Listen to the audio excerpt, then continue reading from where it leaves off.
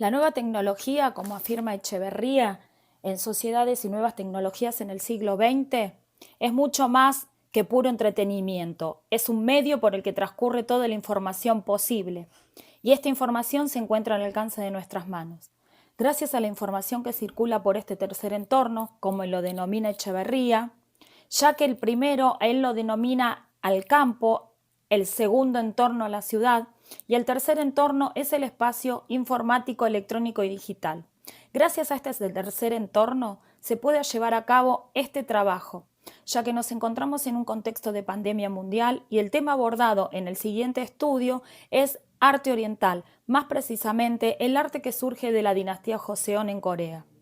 Si no existiera este tercer entorno, se nos imposibilitaría buscar información en este periodo de contexto para comparar. Se debería recurrir a muchos libros o hacer un estudio riguroso en Corea buscando información. Echeverría nos dice, todos sabemos que una sociedad requiere un espacio y un tiempo para surgir, para crearse, para desarrollar, para evolucionar, para cambiar. Por una parte, no hay sociedad que no se instale en un territorio determinado, en una ciudad. Pongamos por caso, por otra, esta siempre genera su propio tiempo. Las distintas sociedades humanas a lo largo de la historia han creado conceptos muy distintos del tiempo. No es lo mismo el tiempo en una sociedad industrial que está marcado por un reloj de 8 horas que el tiempo en una sociedad rural, donde el ritmo lo marca la naturaleza, las estaciones del año, las épocas de cosecha, las épocas de siembra. Como dijimos anteriormente, para Echeverría existen dos entornos. El campo es el primero, el segundo es la ciudad y el tercero, como dijimos anteriormente, es el entorno informático y digital. Son naturaleza y ciudad. A la naturaleza se le incluye el campo, el monte, las costas, los lagos, los ríos. Se desarrollan muchas modalidades de sociedad. Genéricamente, nos dice el autor, se habla de sociedad agraria porque es el gran canon, pero en un momento dado, en diferentes países del mundo y a lo largo de ciclos históricos y contextos históricos diferentes y muy prolongados, comienzan a surgir ciudades pequeñas. Estas ciudades surgen, depende del contexto histórico, pueden ser militares, religiosas, ligadas siempre a un comercio, a una feria, a un mercado, a un puerto, porque cerca de ese comercio se generan las relaciones sociales. Esta ciudad surge en la necesidad de originar un comercio, una relación social. Por eso se surge la necesidad de originar una ciudad. Es el espacio más mencionado, pues tras siglos de construcción y su ritmo de evolución depende de la sociedad en la que surge. No es lo mismo que surja una sociedad mercantil que una sociedad urbana o una sociedad militar. El modo en que se mide el tiempo es muy diferente porque depende de las actividades que se desarrollan. No es lo mismo las actividades religiosas, las actividades militares, los comerciales, los militares, los mercantiles o los industriales. Echeverría nos dice que en el entorno natural, en el campo, siempre impera la ley del más fuerte. Quien tiene más fuerza física es el que se impone. Después, quien tiene más inteligencia o más astucia es el que construye los mejores artefactos para superar la fuerza física del primero, que se trata de imponer. El poder propiamente dicho lo tienen los guerreros, que son los que asolan los campos y devastan las granjas, pero también lo posee el poder religioso. En las sociedades agrarias de las múltiples culturas existe en nuestro mundo, siempre se ha dado esta clase de poder, encarnado, nos dice el autor, en el cura y el alguacil, pero también en el hombre rico del pueblo que posee tierras, haciendas, ganadería, es el que controla las finanzas, los bancos, la pesca y hasta el agua. Tradicionalmente, el arte coreano se ha tomado en gran medida de la estética de ambos países, del chino y del arte japonés. Estas fueron las dos culturas que influyeron en el arte coreano, utilizando conceptos, motivos, técnicas y formas similares. Pero a pesar de esta estrecha asociación con las características del arte tradicional chino, a lo largo de los siglos, los artistas coreanos fueron desarrollando un estilo propio, un estilo distintivo. El carácter único del arte coreano reside en su discreta simplicidad e espontaneidad junto con un sentimiento de la armonía con la naturaleza. Nos dice Couchet en la noción de cultura en las ciencias sociales. Hablar de cultura dominante o de cultura dominada es, por lo tanto, recurrir a metáforas en la realidad. Lo que existe son grupos sociales que no están en relación de dominación y de subordinación, unos en relación con otros. Desde esta perspectiva, afirma el autor, una cultura dominada no es obligatoriamente una cultura alienada, totalmente dependiente. Es una cultura que en su evolución no puede no tener en cuenta a la cultura dominante, pero que puede resistirse más o menos a la imposición cultural dominante. Una de las principales imágenes características del arte coreano es su estrecha asociación con el naturalismo. La dinastía Joseon ha sido la más importante en la historia de Corea. Durante este periodo se dieron diversos avances y el reinado comenzó a solidificarse. El primer rey de Joseon, Taeo, ordenó construir el palacio Gyeongbokgung, el cual hoy se encuentra en Corea. Asimismo, el Hangul, el sistema de escritura coreana, fue inventado en el mismo periodo, en el año 1400, durante el reinado del cuarto rey. El cuarto rey se denominaba Sejong el Grande. Inició una nueva era, ya que durante su reinado no solo se impusieron las artes, sino también la ciencia, la política y se dieron las bases sociales que hoy en día siguen siendo parte de la sociedad coreana. Los gobernantes de Joseon abandonaron el budismo Goryeo. Nos dice Maquet.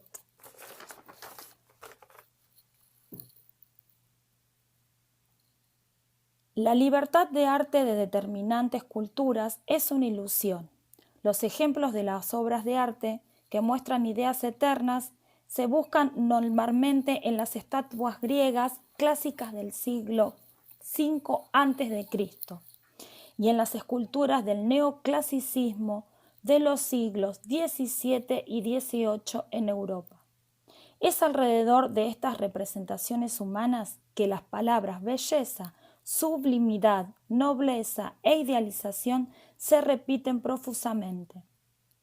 Incluso si tomamos en consideración todos los objetos estéticos inspirados en el modelo griego clásico.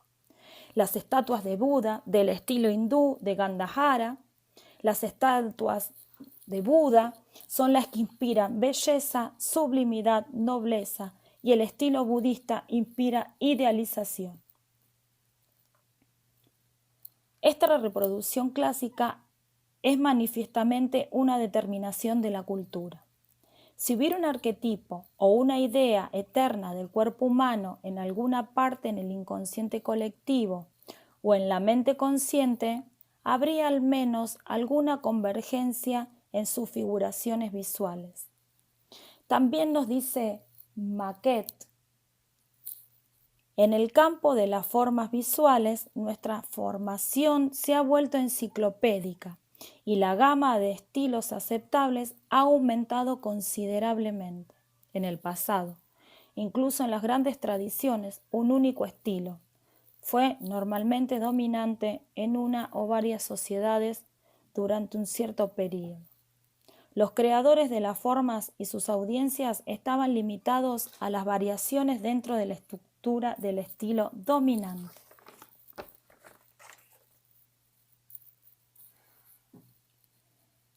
Los gobernantes de Joseon abandonaron el budismo goryeo y adoptaron el neoconfucianismo como la ideología coreana oficial, para acelerar el declive de este pensamiento budista y transformar el país en una sociedad totalmente neoconfuciana. El rey que fue fundador de Joseon, Yi Seong-gi, y sus asesores neoconfucianos anunciaron una serie de medidas antibudistas para reducir la influencia y la riqueza de los monasterios budistas, como así también la de los clanes familiares aristocráticos, que hasta ese momento habían controlado los asuntos gubernamentales.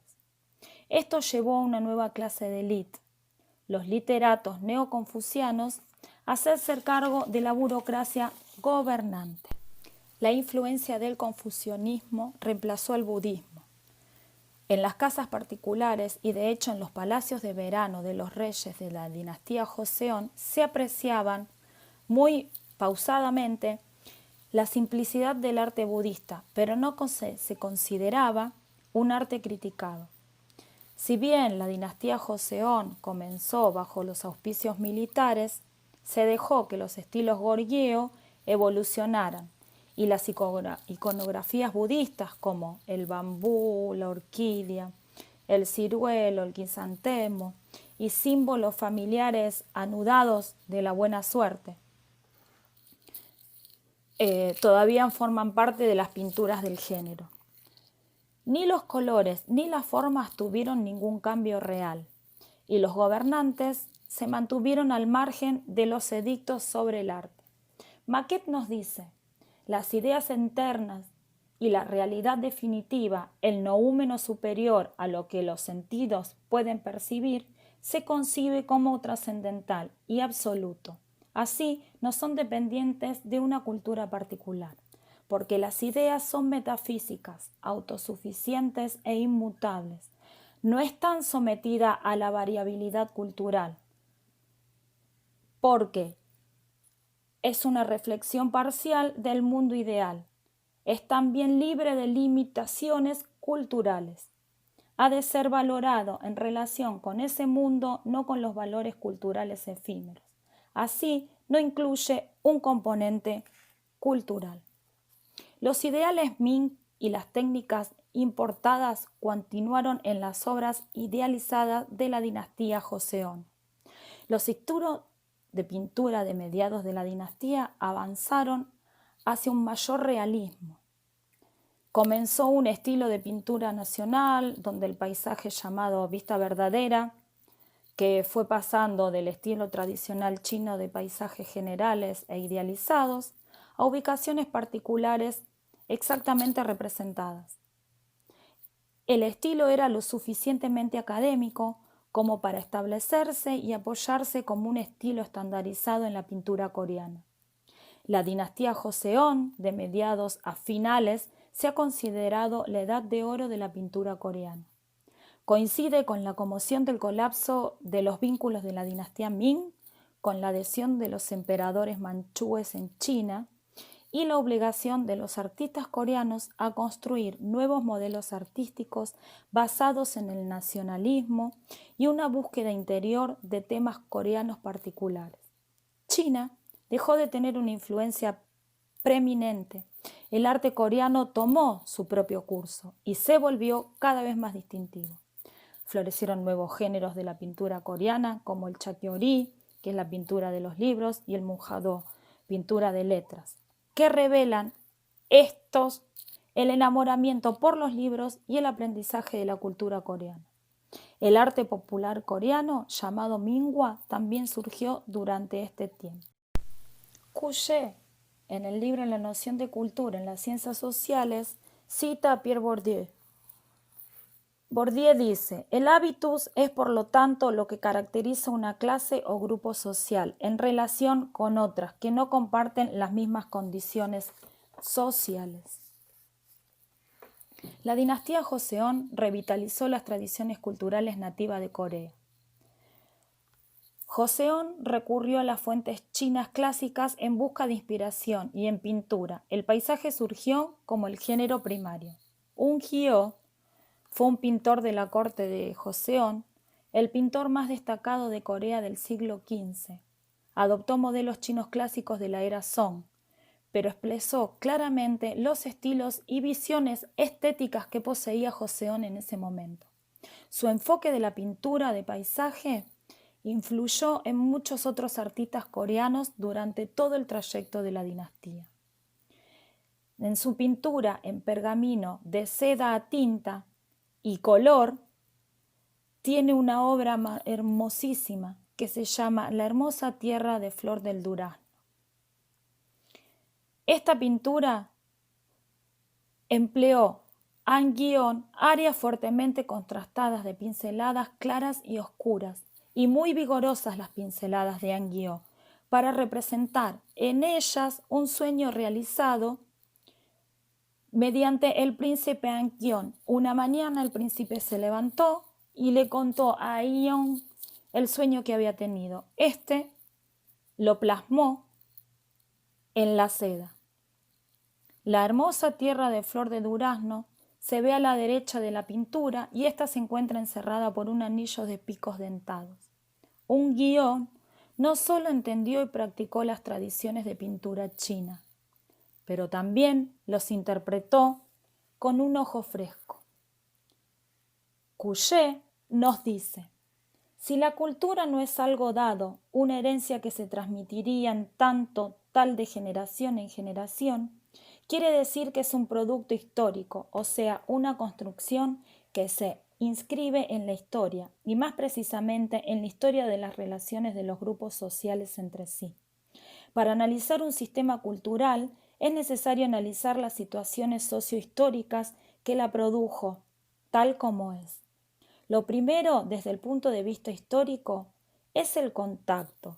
Lo segundo es el juego de la distinción que producen las diferencias culturales, donde cada colectividad en el interior de una situación dada puede intentar defender su especificidad esforzándose por diversos artificios para convencer de que su modelo cultural es original y de que le pertenece con propiedad.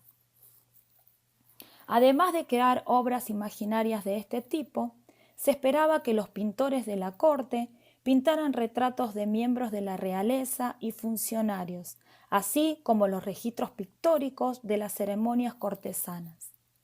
Un gran número de académicos y funcionarios coreanos eran artistas especializados en caligrafía, y su arte hermano de pintura de tinta y lavado, los dos tipos más prestigiosos de arte fino y por lo tanto más apropiados para la clase literaria.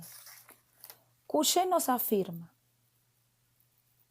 no hay más cultura real que la que es producida por individuos o grupos que ocupan posiciones desiguales en el campo social y económico y político. Las culturas de los diferentes grupos se encuentran más o menos en posiciones de fuerza o de debilidad, unas en relación con las otras, pero incluso el más débil nunca se encuentra totalmente despojado en el juego cultural.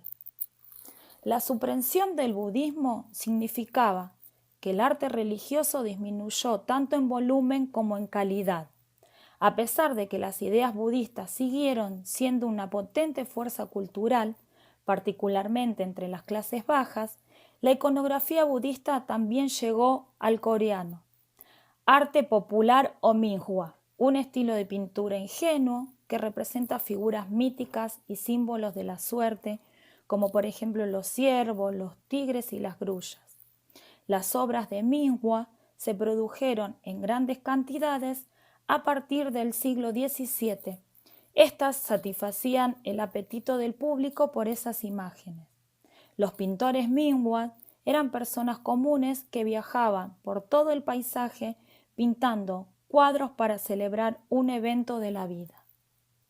Couchet nos afirma: decir que incluso los grupos socialmente dominados no carecen de recursos culturales propios y especialmente de esta capacidad para reinterpretar las producciones culturales que se les impone, no quiere decir que se vuelva a la afirmación de que todos los grupos son iguales y que sus culturas son equivalentes.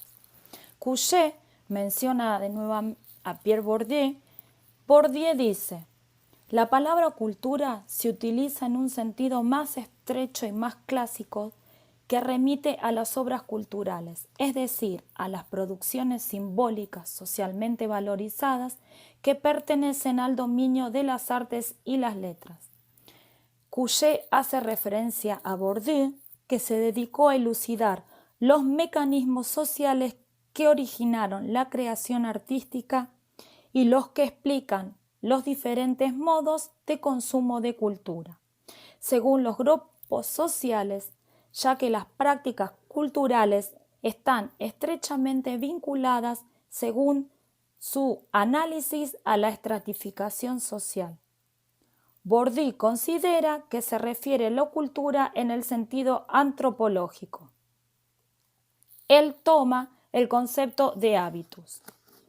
Los valores y las prácticas de una actitud de resistencia cultural no permiten fundar una autonomía cultural suficiente como para que surja una cultura original. Couchet también nos dice, en una afirmación de Michel de Certeau, defino la cultura popular como la cultura común de la gente común, es decir, una cultura que se fabrica en la cotidianeidad, en las actividades al mismo tiempo tribales y renovadas cada día a día. A fines del siglo XVII, la identidad emergente de Corea como nación independiente comenzó a reflejarse en su arte. En el siglo XVIII, el logro más notable de la pintura coreana fue el desarrollo del Singyeong-sansu, paisaje de visión verdadera. En lugar de pintar paisajes idealizados del estilo chino, los pintores coreanos como Seong-gyeong representaron paisajes coreanos como lo ejemplifica su obra maestra, Vista completa de las montañas de diamante. Nos dice Couchet, una norma de pertenencia necesariamente consciente está basada en oposiciones simbólicas. La cultura se origina en gran parte en procesos inconscientes. También nos dice que la identidad social es al mismo tiempo inclusión y exclusión. Identifica al grupo y los distingue de los otros grupos. Desde esta perspectiva, la identidad cultural aparece como una modalidad de categorización de la distinción, nosotros-ellos, basados en las diferencias culturales. La caligrafía coreana se ve como un arte donde las pinceladas revelan la personalidad del artista, realzando el tema que se pinta. Esta forma de arte representa el apogeo del arte confuciano coreano. Las artes textiles coreanas tienen una larga historia e incluyen bordados coreanos utilizados en disfraces y serigrafías. Nudos coreanos mejor representados en la obra de Choe-woo, utilizados en disfraces y como decoración de paredes y habilidades de tejidos menos conocidas. Como se indica, el arte de papel coreano incluye todo tipo de papel hecho a mano. Oliveras, en el capítulo 2, en los componentes principales, nos dice: el rasgo distintivo del arte es que produce belleza. Encontramos esta idea desarrollada en el Renacimiento. León Battista Alberdi exige que un pintor tiene que hacer converger todas las partes de su obra hacia una belleza única. Oliveras dice: el rasgo distintivo del arte es que represente o reproduce la realidad. La pintura más digna de alabanza es aquella que está lo más posible de acuerdo con lo que se representa. El rasgo distintivo del arte es la expresión. El arte de papel coreano incluye todo tipo de papel hecho a mano, hanshi, utilizado con fines arquitectónicos, como por ejemplo las pantallas, las ventanas, los revestimientos de los suelos, para impresión, para obras de arte y para artes dobladas coreanas, como los abanicos de papel, las figuras de papel, también ropa de papel. En 1960 se descubrió papel coreano hecho de raíces de morera cuando se remodeló el complejo Bulguksa en un templo Goengyu. Este papel hecho de árbol de morera, de las raíces del árbol de morera, era una tradición del estilo goryeo. donde se recolectaban las raíces de la morera, se cocinaban, se procesaban, se prensaban y se formaba una pasta. Se dejaba secar y luego se formaban las láminas, que eran utilizadas por los eruditos dentro de los palacios. La fecha en los documentos budistas se convierte en una fecha de calendario occidental del 751 y nos indica que ya en ese año se utilizaba el papel gorieo. A menudo el papel coreano puede durar 1000 años. Fue encontrado papel con data de esa época. Durante el período Joseon, el arte coreano se desarrolló considerablemente. Es aquí donde nace el estilo de pintura tradicional conocido como el Gokchung-do, y con ellas diversos artistas que serían reconocidos hasta el día de hoy. Olivera también nos dice que una obra de arte es la reproducción de cosas, la construcción de formas o la expresión de un tipo de experiencia que deleite, emocione o produzca un choque. Arte es asimismo aquello que proporciona alimento espiritual. Arte es el producto de una actividad humana consciente. El autor afirma que el concepto de arte no es como el que vimos, ni el universal ni eterno. Cambia según las culturas y los tiempos históricos. También nos dice que el término techné, que cubría una amplia gama de oficios y de técnicas, designaba una habilidad productiva, una destreza tanto mental como manual. En el periodo Joseon, como dijimos más arriba, donde nace el estilo de pintura tradicional conocida como Gokchung-do, y con ellos diversos artistas que serían recordados hasta el día de hoy. Este estilo hace referencia a plasmar plantas, insectos y paisajes muy coloridos y llamativos dentro del papel coreano, donde el artista intentaba representar sus sentimientos y esperanzas en las que el ser humano y la naturaleza pudiesen coexistir como uno solo, como un todo. Años más tarde, este estilo se convertiría en el más importante durante esa dinastía. Couchet también nos dice que la identidad como algo que se construye y se reconstruye constantemente en los intercambios sociales. La identidad es siempre una relación con el otro. La denominación pintura coreana se aplica a la obra pictórica realizada por artistas coreanos en Corea o en el extranjero sobre cualquier superficie. Estas comprenden desde las manifestaciones artísticas tan antiguas como los petroglifos hasta el arte conceptual postmoderno que utiliza la luz para crear formas transitorias. A lo largo de la historia de la pintura coreana ha habido una constante separación entre las obras monocromáticas de pincelada en negro, muy a menudo plasmadas sobre papel de seda o de morera, técnica que utilizaba un Hyo, pintor oficial de la corte de Joseon, que fue el pintor más destacado de Corea en el siglo XV. An Hyo fue el creador de Sueño de un viaje a la tierra de las flores, de ciruelo y de durazno, título de una pintura en la que se representa el sueño de una visita al paraíso que un día soñara el príncipe An Pyo, tercer hijo del rey Sejong, donde se pueden ver acantilados montañosos cubiertos por una espesa neblina que contrastan con las nítidas figuras de ciruelo y de durazno en flor.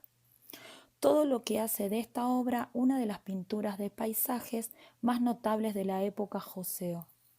Sin embargo, es difícil poder ver esta obra en los museos en Corea, porque ésta se conserva en la biblioteca central de la Universidad Tenri en Nara, en Japón, país en la que se la considera como parte del patrimonio cultural. En Corea se realiza una movida cultural que se denomina Regresen a casa, en la que manifiestan el reclamo a los países de China y de Japón de las pinturas coreanas que fueron sustraídas en periodos de invasión. Por esto la Universidad Tenri en Nara lo que hace es hacer unas copias digitales en 3D, las envía y los museos coreanos las exponen para que la sociedad coreana pueda disfrutar de estas pinturas.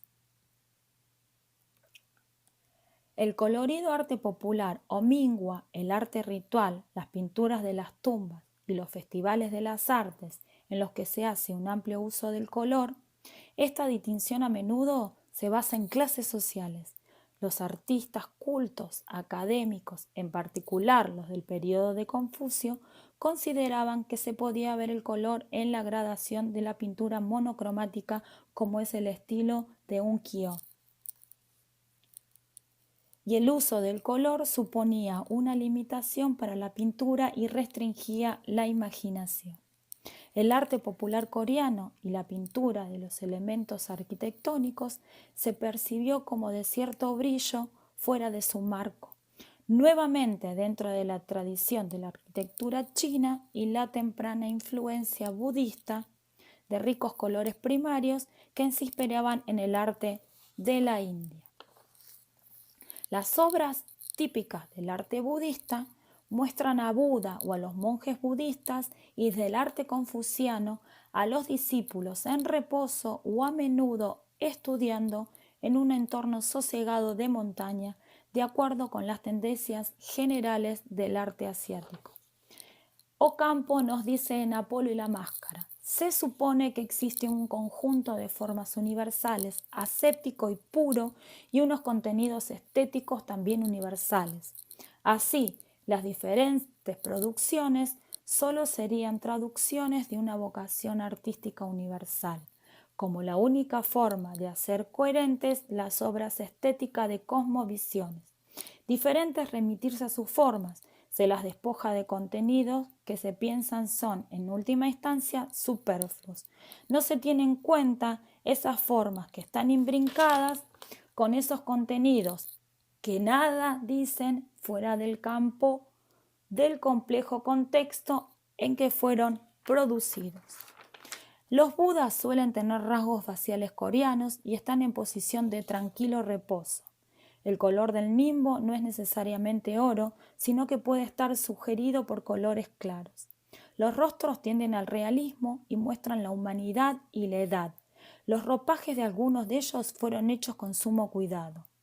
El rostro es generalmente en 2 dimensiones y la ropa en 3 dimensiones. Al igual que en el arte occidental, en la Edad Media y en el Renacimiento, donde las ropas y los rostros fueron realizados a menudo por 2 o 3 artistas diferentes que se especializaban en una determinada habilidad pictórica. En las pinturas podemos encontrar los aristócratas suelen llevar el tradicional sombrero alargado y de ala ancha llamada gat o cualquier otra clase de sombrero y la característica vestimenta monocromática.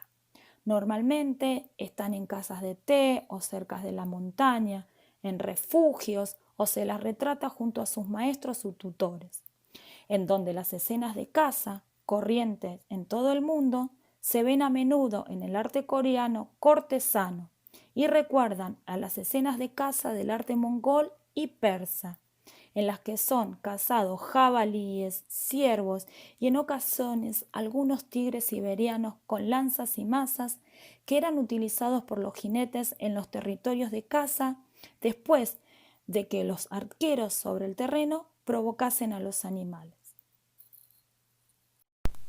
Pintura de la dinastía Joseon. En este periodo, la influencia del confucianismo se superpone a la del budismo, aunque permanecen los elementos budistas. El arte budista no entró declive, sino que menguó, pero fue alentado desde las minorías, desde las casas particulares, aunque no desde las instituciones imperiales, ni era oficialmente el gusto de la dinastía Joseon. Lo cierto es que se pueden ver reminiscencias en casas particulares, como también en los palacios de verano de los reyes de la dinastía Joseon, donde la sencillez del arte budista gozó de gran aprecio.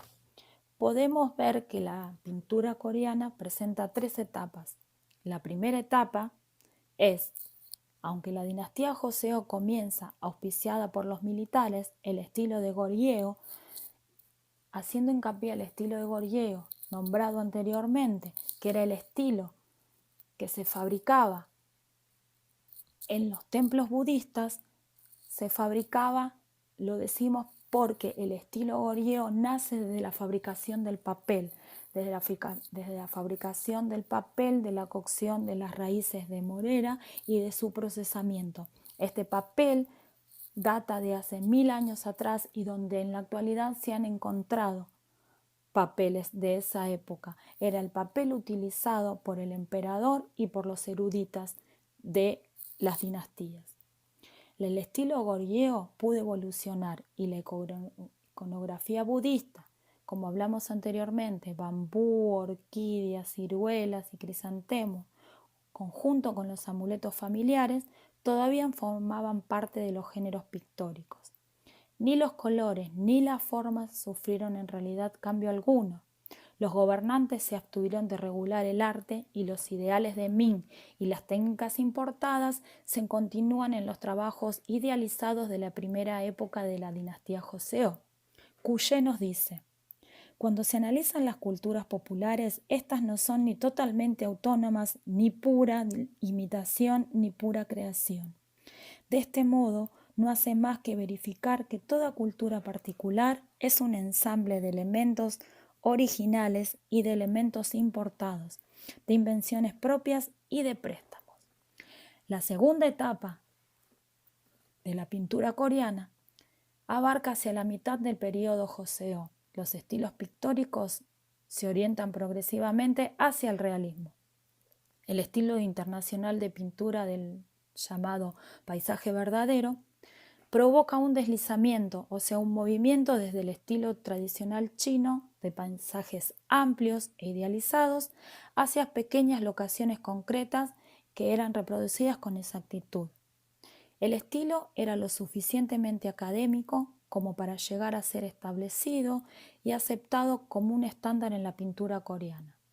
Uno de los pintores representativos de esta etapa es Wang Yipyu. Después nos encontramos con la Edad de Oro, que abarca la segunda mitad del período Joseon. Se considera la Edad de Oro de la pintura coreana, porque conjuntamente coincide con el golpe que supone la caída de la dinastía Ming. Va ligada a la ascensión de los emperadores manchúes en China y la imposición a los artistas coreanos de construir nuevos modelos artísticos basados en el nacionalismo y en una búsqueda personal de los temas característicos de Corea. En esta época disminuyó la influencia china y el arte coreano tomó su propio camino, volviéndose cada vez más distintivo.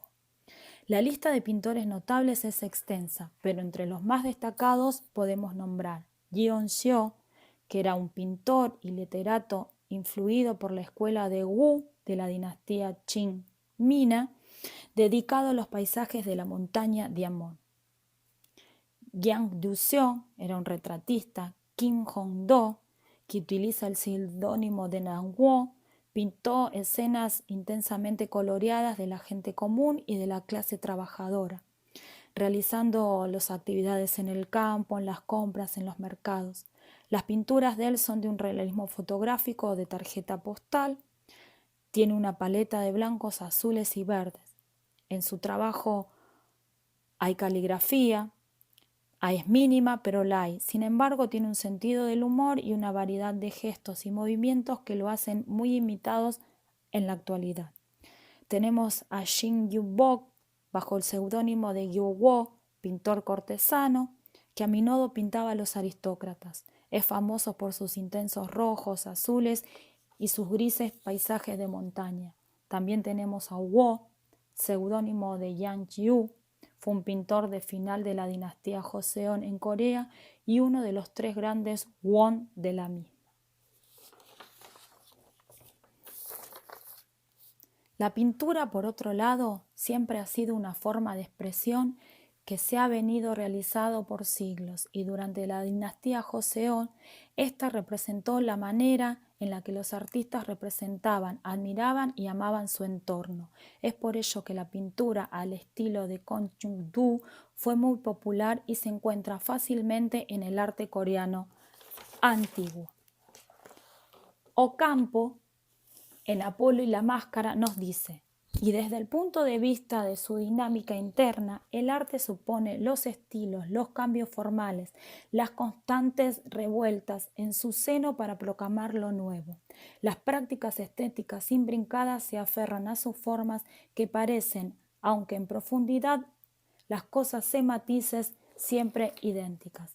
Dentro de la pintura Chokmundo nos podemos encontrar a ciertos artistas específicos. Por ejemplo, Jim Saindan es la mujer más representada y recordada de Corea.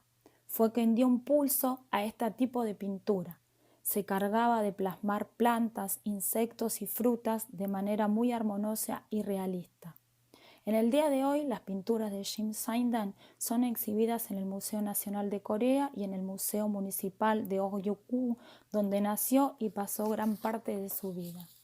Tenemos también dentro del mismo arte Yeon-seo. El pintor Yeon-seo también fue un artista reconocido de la dinastía Joseon. Sus pinturas eran inspiradas en la belleza de la naturaleza y destacó por pintar los paisajes de Corea.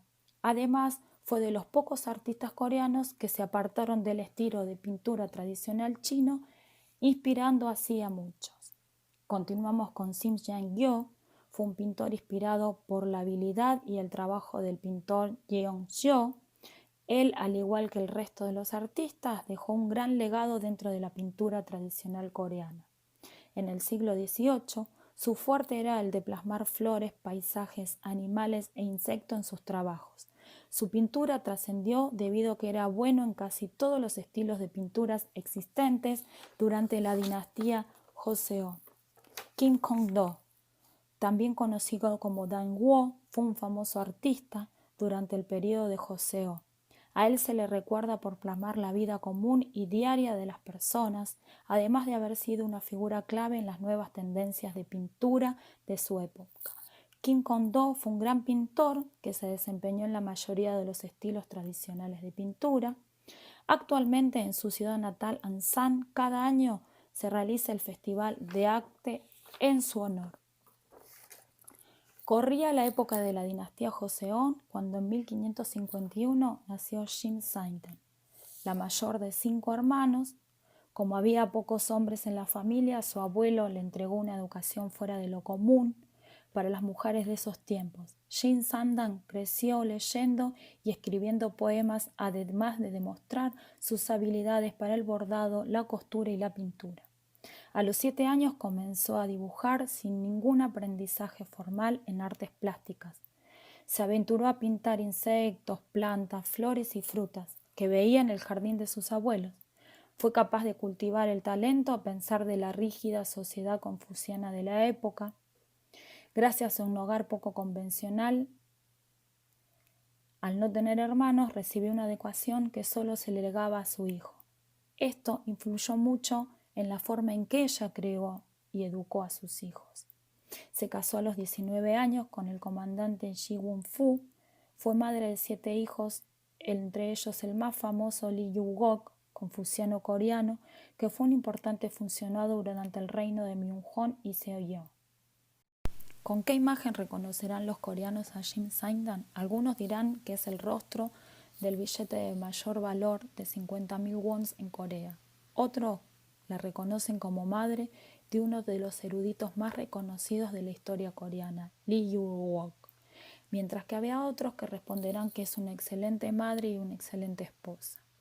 Jim Saindan no es un nombre original, sino su seudónimo. Jin es su apellido, pero su nombre verdadero es In-sun. Durante el periodo de Joseon, había muchas personas que utilizaban su segundo nombre en vez del que les habían otorgado sus padres, en particular los artistas y los académicos. De hecho, su hijo era conocido con el nombre de Lee Yu-woo, pero en realidad, cuando nació sus padres lo llamaron Dan-san. Jim Saindan eligió este nombre para él porque quería seguir los pasos de la madre de un rey de China que tenía un nombre similar, que crió y educó también a su hijo hasta convertirlo en uno de los monarcas más respetados. Jim Saindan nació en 1504 en la ciudad de Gangyu, en la provincia de Gangwon. Era la segunda de las 5 hijas y pasó toda su adolescencia y su infancia en esa ciudad. Como había pocos hombres en la familia, su abuelo le entregó una educación fuera de lo común para las mujeres de ese tiempo. Jim Zaidan creció leyendo y escribiendo. Fue un importante artista de su época, aunque vivió en una sociedad muy rígida, tuvo una educación poco convencional que le permitió desarrollarse como escritora, calígrafa, poeta y madre. Desde pequeña era una niña muy sensible e inteligente, pasaba el día entre libros y le encantaba escribir poemas con pluma. También tenía mucha habilidad en costura y bordado, pero su don especial era la pintura. Dicen que a los 7 años imitó la obra de un artista muy popular de un modo tan parecido que los mayores quedaron absortos.